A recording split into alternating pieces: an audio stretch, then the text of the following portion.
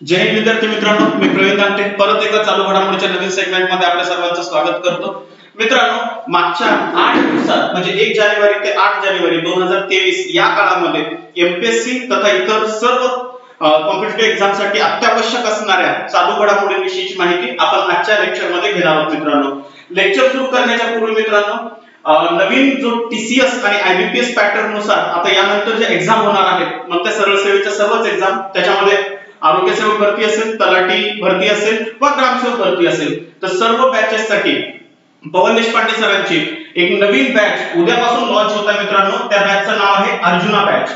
तर अर्जुना बॅच ही उद्यापासून लॉन्च होत आहे। यापूर्वी अगोदर एक आरंभ बॅच आणि त्याच्यानंतर दुसरी जी महत्त्वपूर्ण होती विजेता बॅच। तर ऑलरेडी या दोन बॅचेस हाऊसफुल झालेल्या आहेत। तर उद्यापासून तिसरी अर्जुना बॅच ही लॉन्च होत आहे। जर या बॅच संदर्भात तुम्हाला अधिक माहिती पाहिजे असेल तर या मोबाईल नंबरवर आपण व्हॉट्सअप करू शकता, कॉल करू शकता। चला तर सुरुवात करू। माझ्या या सर्व व्हिडिओचे चालू घडामोडीच्या अंतर्गत येणाऱ्या सर्व व्हिडिओचे जर तुम्हाला यानंतर पीडीएफ फाईल पाहिजे असतील तर त्यासाठी एमपीएससी 0207 या टेलिग्राम ग्रुपवर आपण जॉइन होऊ शकता। या सर्व व्हिडिओचे तुम्हाला पीडीएफ तिथून मिळून जातील। मित्रांनो, एक नवीन बातमी आजच आपल्याला माहिती असेल, काल रात्री म्हणजे रविवारी एक घटना घडली आणि ती घटना होती अभिजित कटके यांच्या संदर्भामध्ये। तर अभिजित कटके यांच्या संदर्भामध्ये एक नवीन अपडेट आहे। महाराष्ट्राचा अभिजित कटके हा इथून पुढे हिंद केसरी बनला। मित्रांनो, काल रविवारीच फायनल मॅच झाली होती आणि ही फायनल मॅच तेलंगणामध्ये हैदराबाद या ठिकाणी घेण्यात आली होती। तर तेलंगणातील हैदराबाद इथं जी फायनल मॅच हिंद केसरीची झाली होती यामध्ये महाराष्ट्राच्या अभिजित कटकेने जो काही दुसरा विरोधी पैलवान होता हरियाणाचा सोमवीर तर याचा 4-0 ने पराभव केला आणि या पराभवाच्या नंतर महाराष्ट्र हिंद केसरी महाराष्ट्राचा अभिजित कटके बनला आहे। मित्रांनो, नेमकी हिंद केसरीची सुरुवात कधीपासून झालेली आहे तर हिंद केसरीची सुरुवात 1958 पासून झालेली आहे आणि 2022 च्या शेवटी आणि 23 च्या सुरुवातीला जी हिंद केसरी स्पर्धा झाली ती 51वी आवृत्ती होती। आणि हिंद केसरीचं आयोजन कोण करतं तर हिंद केसरीचं आयोजन अखिल भारतीय रेसलिंग फेडरेशन द्वारे केलं जातं आणि या वर्षीची हिंद केसरी स्पर्धा हैदराबाद इथं झालेली होती। आणि या सगळ्यात महत्त्वपूर्ण बातमीच्या सोबतच नेमकं हिंद केसरीच्या अंतर्गत आपण आणखीन एक महत्त्वाचे पॉइंट्स बघू। 4 दिवस ही स्पर्धा झाली होती मित्रांनो आणि 4 दिवसाच्या या स्पर्धेच्या नंतर 4 दिवसाच्या या पूर्ण स्पर्धेच्या नंतर एक महत्त्वपूर्ण अपडेट ही पण झाली होती की ती म्हणजे अटीतटीची जी लढत झाली होती हरियाणाच्या सोमवीर सोबत। तर या लढतीमध्ये ऑलरेडी विजय प्राप्त केला होता अभिजित कटकेनी। या स्पर्धेमध्ये 2 महाराष्ट्रीय मल्ल यांनी सहभाग घेतला होता। याच्यापैकी एक होते महाराष्ट्राचे ट्रिपल केसरी असणारे विजय चौधरी। या विजय चौधरीचा उपांत्य फेरीमध्ये पराभव करण्याचं काम हे सोमवीर यांनी केलं होतं आणि सोमवीर फायनल मध्ये आले होते आणि त्यांचा महाराष्ट्राचे दुसरे पैलवान अभिजित कटके यांच्यासोबत एक निर्णायक लढाई झाली आणि या अंतर्गत अंतिम फेरीमध्ये महाराष्ट्राच्या अभिजित कटके यांनी विजय प्राप्त केला। नेमके अभिजित कटके कोण आहेत त्या संदर्भामध्ये एकदा माहिती पाहून घेऊ। अभिजित कटके हे मूळचे पुण्याचे रहिवासी आहेत आणि पुण्याच्या शिवरामदादा तालमीचे ते पैलवान आहेत। 2015 साली याच अभिजित कटके यांनी महाराष्ट्र केसरीचा खिताब जिंकला होता आणि 2016 मध्ये ज्युनियर राष्ट्रीय कुस्ती स्पर्धेमध्ये त्यांनी कांस्य पदक म्हणजे ब्रॉन्झ मेडल हे प्राप्त केलेलं होतं। तर ही एक महत्त्वपूर्ण अपडेट होती मित्रांनो। पुढची एक महत्त्वपूर्ण अपडेट जी आपल्या अभ्यासासाठी महत्त्वपूर्ण असेल ती आहे बीएसएफच्या जवानांसाठी एक नवीन ॲप लॉन्च करण्यात आलेला आहे। या ॲपचं नाव आहे प्रहारी ॲप। अतिशय महत्त्वपूर्ण ॲप आहे प्रहारी ॲप। 29 डिसेंबर या दिवशी भारताचे केंद्रीय गृहमंत्री आणि सहकार मंत्री अमित शहा यांनी हे ॲप लॉन्च केलं नवी दिल्ली इथून। हे ॲप महत्त्वपूर्ण कोणासाठी असेल तर सीमा सुरक्षा दल ज्याला आपण बीएसएफ म्हणतो तर या बीएसएफ साठी हे मोबाईल ॲप प्रहारी नावाने लॉन्च करण्यात आलेला आहे। या ॲपचा फायदा काय आहे तर या ॲपद्वारे जवानांना त्यांच्या मोबाईलवर त्यांची वैयक्तिक माहिती, ते नेमके कुठे राहतात, त्यांचं निवासस्थान, आयुष्यमान, सीएपीएफ आणि त्यांच्या रजेशी संबंधित असणाऱ्या सर्व महत्त्वाची माहिती या ॲप अंतर्गत बीएसएफच्या जवानांना मिळणार आहे। आणि हे ॲप आपल्या गृह मंत्रालयाच्या पोर्टलशी देखील काय करण्यात आलेलं आहे जोडण्यात आलेलं आहे का। तर हे अतिशय महत्त्वपूर्ण अपडेट होता। पुढचा एक अपडेट पाहू मित्रांनो। हा अपडेट म्हणजे पहिला KR गौरी अम्मा राष्ट्रीय पुरस्कार 2023 मध्ये जाहीर करण्यात आलेला आहे। नेमका हा पुरस्कार कोणाला मिळाला तर क्युबा या देशाचे एक सामाजिक कार्यकर्ते आहेत आणि विशेष म्हणजे मानवाधिकार वकील असलेल्या डॉक्टर आलेना बेरा यांना हा पुरस्कार देण्यात आलेला आहे। हा पुरस्काराचं नाव काय आहे तर के.आर. गौरी अम्मा राष्ट्रीय पुरस्कार असं या पुरस्काराचं नाव आहे आणि यासाठी निवड करण्यात आलेली आहे क्युबाच्या सामाजिक कार्यकर्त्या असणाऱ्या डॉक्टर आलेडा वेरा यांची। आलेडा वेरा ह्या नेमक्या काय करतात तर आलेडा वेरा ह्या क्युबन मेडिकल मिशनच्या सध्या कार्य करणाऱ्या सक्रिय सदस्य आहेत आणि लॅटिन अमेरिकन देशामध्ये मुलांचं जे आरोग्याचं प्रोफाईल आहे ते सुधारण्यासाठी त्या सध्या खूप कार्य करत आहेत आणि त्यांच्या याच कामाचा गौरव म्हणून त्यांना हा पुरस्कार देण्यात आलेला आहे। तर मित्रांनो ह्या आहेत डॉक्टर आलेडा वेरा आणि यांनाच हा पुरस्कार दिलेला आहे। या पुरस्कारामध्ये नेमकं काय मिळतं या पुरस्काराचं स्वरूप काय तर $3000 पुतळा प्रशस्तीपत्र असं या पुरस्काराचं स्वरूप आहे आणि 5 जानेवारी या दिवशी हा पुरस्कार पी विजयन जे केरळचे मुख्यमंत्री आहेत त्यांच्या हस्ते आलेडा वेरा यांना प्रदान केला गेला आहे। नेमकं ज्यांच्या नावाने हा पुरस्कार दिला गेलाय त्या गौरी अम्मा नेमक्या कोण आहेत तर गौरी अम्मा के.आर. गौरी अम्मा या केरळ विधानसभेच्या सर्वात जास्त काळ काम करणाऱ्या महिला आमदार आहेत। सर्वात विशेष म्हणजे जेव्हा केरळचं पहिलं मंत्रिमंडळ स्थापन झालं होतं त्या मंत्रिमंडळामध्ये के.आर. गौरी या पहिल्या मंत्री म्हणून त्यांनी शपथ पण घेतली होती आणि सगळ्या जमिनीच्या फेरफाराच्या बाबतीमध्ये केरळमध्ये त्यांनी खूप मोठं कार्य केलं होतं। मागच्याच वर्षी म्हणजे 2021 मध्ये त्यांचं निधन झालं होतं आणि त्यांच्याच नावाने हा पुरस्कार या वर्षापासून देण्याला सुरुवात झालेली आहे। नेमकं या कम्युनिस्ट पक्षाच्या संदर्भात होत्या आणि 1957 मध्ये केरळमध्ये जे पहिलं मंत्री कम्युनिस्ट पक्षाचं सरकार आलं होतं आणि त्याचे मुख्यमंत्री नंबूदीप राव असे होते तर त्यांच्या नेतृत्वाखाली यांनी काम केलं होतं के.आर. गौरी यांनी आणि त्यांच्याच नावाने आता हा पुरस्कार देण्यात येत आहे। मित्रांनो तर ही महत्त्वपूर्ण बातमी होती। पुढची एक महत्त्वपूर्ण अपडेट समजून घेऊ जे आपल्या अभ्यासासाठी इम्पॉर्टंट आहे आणि ती अपडेट म्हणजे दिनेश कुमार शुक्ला यांची अणुऊर्जा नियामक मंडळाच्या अध्यक्ष पदासाठी नियुक्ती करण्यात आलेली आहे। तर अतिशय इम्पॉर्टंट बातमी आहे मित्रांनो। दिनेश कुमार शुक्ला जे भारताचं अणुऊर्जा नियामक मंडळ आहे तर त्याच्या अध्यक्षस्थानी यांची नियुक्ती झालेली आहे। आता सध्या दिनेश कुमार शुक्ला हे आपल्याला माहिती आहे की अणुऊर्जा नियामक मंडळाचे हे पूर्वीचे कार्यकारी संचालक म्हणून त्यांनी ऑलरेडी काम पाहिलं होतं आणि आता त्यांची याच्याच अध्यक्षपदी निवड करण्यात आलेली आहे। या पदावर ही निवड त्यांची 3 वर्षासाठी असेल। 3 वर्ष हे काम करतील। नेमका अणुऊर्जा नियामक मंडळाची स्थापना कधी झाली होती तर भारतीय अणुऊर्जा नियामक मंडळाची स्थापना 15 नोव्हेंबर 1983 रोजी अणुऊर्जा कायदा 1962 च्या अंतर्गत झाली होती आणि सगळ्यात इम्पॉर्टंट आहे भारताचा अणुऊर्जा नियामक मंडळ हे थेट पंतप्रधानांच्या अखत्यारीत काम करत असतं। तर अतिशय महत्त्वाचं डिपार्टमेंट आहे आणि काम काय करतं नेमकं हे तर अणुऊर्जेच्या संबंधात जेवढे काही नियामक आहेत स्टँडर्ड्स आहेत आणि जे काही सुरक्षा आहेत याच्याकडे लक्ष ठेवण्याचं काम अणुऊर्जा नियामक मंडळाद्वारे केलं जातं आणि हे आहेत सध्याचे अणुऊर्जा नियामक मंडळाचे अध्यक्ष। नेमकं या बातमीच्या नंतर आणखी एक इम्पॉर्टंट बातमी ती म्हणजे केंद्र सरकारने आपल्या जी केंद्र सरकारची नवीन एकात्मिक अन्न सुरक्षा योजना ही सुरू झालेली आहे। 2023 या वर्षासाठी ही सुरक्षा योजना सुरू करण्यात आली होती आणि अन्न सुरक्षा कायद्याच्या अंतर्गत राष्ट्रीय अन्न सुरक्षा कायद्याच्या अंतर्गत भारतातील 81.35 कोटी लाभार्थ्यांना माणसांना व्यक्तींना मोफत अन्नधान्य पुरवण्याची ही योजना आहे का म्हणजे 2023 मध्ये पण 81 कोटी लाभार्थी असतील या योजनेचे आणि यांच्यापर्यंत अन्न पुरवण्याचं काम आहे।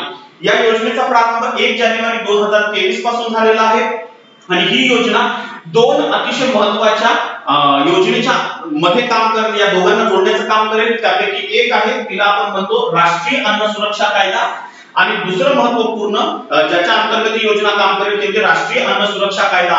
तर याच्या अंतर्गत ही योजना काम करणार आहे आणि या योजनेच्या अंतर्गत भारतातील गरीब लाभार्थ्यांना मोफत अन्न पुरवण्याचं काम सरकारमार्फत केलं जाणार आहे। पुढची एक नवीन अपडेट पाहू। नुकतीच ही नवीन अपडेट आहे लुला दा सिल्व्हा यांची परत एकदा ब्राझीलच्या राष्ट्राध्यक्षपदी नियुक्ती करण्यात आलेली आहे। आपल्याला माहिती आहे की यापूर्वी ब्राझीलचे राष्ट्राध्यक्ष बोल्सोनारो होते, आता त्यांच्या जागी परत एकदा लुला दा सिल्व्हा यांची राष्ट्राध्यक्ष म्हणून नियुक्ती झालेली आहे।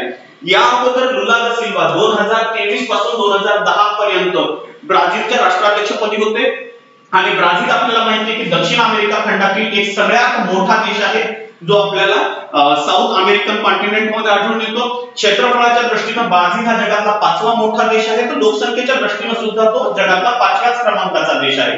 पण जर तुम्ही डेमोक्रेसीच्या बाबतीत विचार केला लोकशाहीच्या बाबतीमध्ये विचार केला तर ब्राझील जगातला भारत आणि अमेरिकेनंतरचा 3ऱ्या क्रमांकाचा मोठा डेमोक्रॅटिक कंट्री आहे। ज्याची राजधानी ब्राझिलिया अशी आहे आणि ब्राझीलचं दरडोई जे उत्पन्न आहे ते नियर अबाउट 10,513 अमेरिकन डॉलर्स आहे आणि त्याचा मानवी जो निर्देशांक आहे तो 0.813 एवढा आहे, ज्याला आपण उच्च रिया मानतो आणि त्याची करन्सी आहे नॅशनल करन्सी ब्राझिलियन रियाल. तर हे महत्त्वपूर्ण आहे, लक्षात असू द्या. तर ही एक नवीन अपडेट ब्राझीलच्या बाबतीमध्ये सुद्धा आपल्याला झाल्याची दिसून येते. पुढे आहेत का महाराष्ट्रीयन पोलिसांच्यासाठी देवेंद्र भारती यांची मुंबईच्या विशेष पोलीस आयुक्तपदी निवड करण्यात आलेली आहे. तर यानंतर मुंबईचे जे विशेष पोलीस आयुक्त असतील ते देवेंद्र भारती असे असतील आणि मुंबई पोलीस दलाच्या इतिहासामध्ये पहिल्यांदाच हे पद तयार करण्यात आलेलं आहे, विशेष पोलीस आयुक्त हे पद. देवेंद्र भारती यांच्याकडे आर्थिक गुन्हे शाखा आणि इतर महत्त्वाच्या जबाबदाऱ्या देण्यात आलेल्या आहेत. तर देवेंद्र भारती हे आता महाराष्ट्राचे वैशिष्ट्यपूर्ण म्हणजे मुंबईच्या विशेष पोलीस आयुक्त म्हणून काम यानंतर ते करणार आहेत. हे आहेत देवेंद्र भारती ज्यांची आत्ताच नियुक्ती करण्यात आलेली आहे. नेक्स्ट बातमी बघून घेऊ, ही अतिशय महत्त्वाची आहे का मित्रांनो. आपल्याला माहिती आहे की सध्या भारताचं प्रवासी भारतीय संमेलन चालू आहे आणि या अंतर्गत या कार्यक्रमाच्या मध्येच श्रीलंकेचे एक नादेसन म्हणून आहेत, त्यांना या वर्षीचा प्रवासी भारतीय सन्मान हा जाहीर करण्यात आलेला आहे. श्रीलंकेतील हे नादेसन काय करतात तर श्रीलंकेमध्ये तमिळ वृत्तपत्राचे ते संपादक आहेत ज्यांचं पूर्ण नाव तिरू शिवकुमार नादेसन असं आहे आणि यांनाच या वर्षीचा भारतीय प्रवासी सन्मान हा जाहीर करण्यात आलेला आहे. यांना हा सन्मान का देण्यात आला तर श्रीलंकेमध्ये जे भारतीय समुदाय आहे मोस्टली तो तमिळ समुदाय आहे, तर या तमिळ समुदायाच्या कल्याणासाठी त्यांनी जे योगदान दिलं त्याबद्दल त्यांना हा पुरस्कार देण्यात येणार आहे. आणि विशेष गोष्ट आहे का मित्रांनो की असा सन्मान प्राप्त करणारे ते दुसरे श्रीलंकन्स असतील. या अगोदर 2011 मध्ये श्रीलंकेच्या सेल्वाथनथन यांना हा पुरस्कार देण्यात आला होता आणि हा पुरस्कार सध्या कुठे देण्यात येणार आहे तर या वर्षीचं भारताचं प्रवासी भारतीय संमेलन हे मित्रांनो सुरू होत आहे इंदोरला. 8 जानेवारी ते 10 जानेवारी या दरम्यान हे जे काही संमेलन आहे ते चालू आहे. सध्या याची किती आवृत्ती आहे तर 17वी प्रवासी आवृत्ती आहे, 17वी प्रवासी भारतीय संमेलनाची आवृत्ती आहे आणि भारताच्या राष्ट्रपती द्रौपदी मुर्मू यांच्या हस्ते यांना हा पुरस्कार देण्यात येणार आहे. तर सध्या हा कार्यक्रम चालू आहे, लवकरच यांना हा पुरस्कार उद्या त्यांना देण्याचं काम होईल. आता बातमी आणखी एक मित्रांनो ती म्हणजे आयुर्वेद व्यवसायासाठी एक नवीन कार्यक्रम सुरू करण्यात आलेला आहे. या कार्यक्रमाचं नाव आहे स्मार्ट. स्मार्ट याचा लॉंग फॉर्म आहे scope for the mainstreaming Ayurveda research and teaching professional. असा एक नवीन प्रकल्प हा सुरू करण्यात आलेला आहे आणि आयुर्वेदिक जे काही प्रोडक्ट्स आहेत तर त्याच्या व्यवसायासाठी त्या व्यावसायिकांसाठी हा नवीन एक कार्यक्रम सुरू करण्यात आला आहे. हा कार्यक्रम कोणी सुरू केलेला आहे तर national commission for Indian system of medicine ज्याला आपण शॉर्ट मध्ये NCISM असं म्हणतो आणि केंद्रीय आयुर्वेदिक विज्ञान संशोधन परिषद ज्याला CCRAS असं म्हटलं जातं. या दोघांच्या अंतर्गत हा कार्यक्रम सुरू करण्यात आलेला आहे. नेमकं या कार्यक्रमांतर्गत काय केलं जाणार आहे तर आयुर्वेदिक महाविद्यालय रुग्णालय यांच्या माध्यमातून आरोग्य सेवा संशोधन क्षेत्रामध्ये गती प्राप्त व्हावी आणि भारतातील आयुर्वेदिक प्रोडक्ट्स मध्ये उत्पादनामध्ये वाढ झाली पाहिजे यासाठी हा कार्यक्रम म्हणजे स्मार्ट नावाचा कार्यक्रम हाती घेण्यात आलेला आहे. तर महत्त्वपूर्ण आहे, लक्षात असू द्या. आयुर्वेदिक व्यवसायासाठी कोणता कार्यक्रम सुरू करण्यात आला आहे म्हटलं तर तो स्मार्ट नावाचा कार्यक्रम सुरू करण्यात आलेला आहे. पुढची बातमी बघू आणि महिलांसाठी अतिशय अभिमानास्पद अशी बातमी आहे आणि ही बातमी म्हणजे भारतीय लष्कराच्या कॅप्टन शिवा चौहान या सियाचीन मध्ये तैनात होणाऱ्या पहिल्या महिला अधिकारी बनलेल्या आहेत. तर अतिशय महत्त्वपूर्ण बातमी आहे का. आपल्याला माहिती आहे की जगातील सर्वात उंच असं युद्ध क्षेत्र म्हणून सियाचीन कडे पाहिलं जातं, जिथलं तापमान हे -50 ते -60 डिग्री सेंटीग्रेडच्या जवळपास जातं आणि अशा कठीण ठिकाणी एक महिला यानंतर पोस्टिंग करणार आहे. त्यांचं पोस्टिंग झालेलं आहे आणि त्यांचं नाव आहे कॅप्टन शिवा चौहान. तर लक्षात असू द्या या पहिल्या महिला अधिकारी आहेत ज्या सियाचीन मध्ये यानंतर त्यांना पोस्टिंग हे देण्यात आलेलं आहे. सगळ्यात वैशिष्ट्य कॅप्टन शिवा चौहान यांना तैनातीच्या अगोदर सियाचीनच्या बॅटल स्कूल मध्ये भारतीय सैन्याच्या इतर अधिकाऱ्यांच्या सोबतच 1 महिन्याचं कठोर असं प्रशिक्षण देण्यात आलं होतं आणि आता 3 महिन्यासाठी त्यांची सेपर्सच्या टीम मध्ये म्हणून निवड झालेली आहे आणि इथून पुढे 3 महिने त्या आता सियाचीन मध्ये आपली पोस्टिंग ह्या पूर्ण करणार आहेत. तर एक महिलांसाठी अतिशय अभिमानास्पद बाब आहे आणि ह्या आहेत कॅप्टन शिवा चौहान. ठीक आहे. तर नेक्स्ट पुढची बातमी बघून घेऊ मित्रांनो. भारतातील सर्वात मोठ्या हॉकी स्टेडियमचं नुकतंच उद्घाटन करण्यात आलेलं आहे.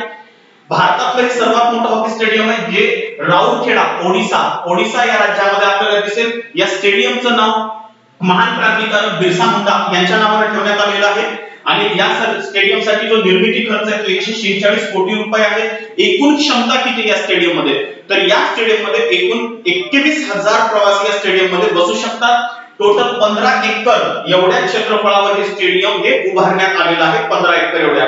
आणि या स्टेडियम मध्ये आता जे 13 जानेवारी पासून भारतामध्ये हॉकी वर्ल्ड कप स्पर्धा सुरू होणार आहे, तर ही हॉकी वर्ल्ड कप स्पर्धा या स्टेडियम मध्ये भरण्यात येणार आहे। ही पण एक महत्त्वपूर्ण बातमी आहे। तर लक्षात असू द्या, सगळ्यात मोठं भारतातलं हॉकी स्टेडियम कुठं बांधण्यात येणार आलेलं आहे, ओडिशा या ठिकाणी। स्टेडियमचं नाव आहे बिरसा मुंडा स्टेडियम।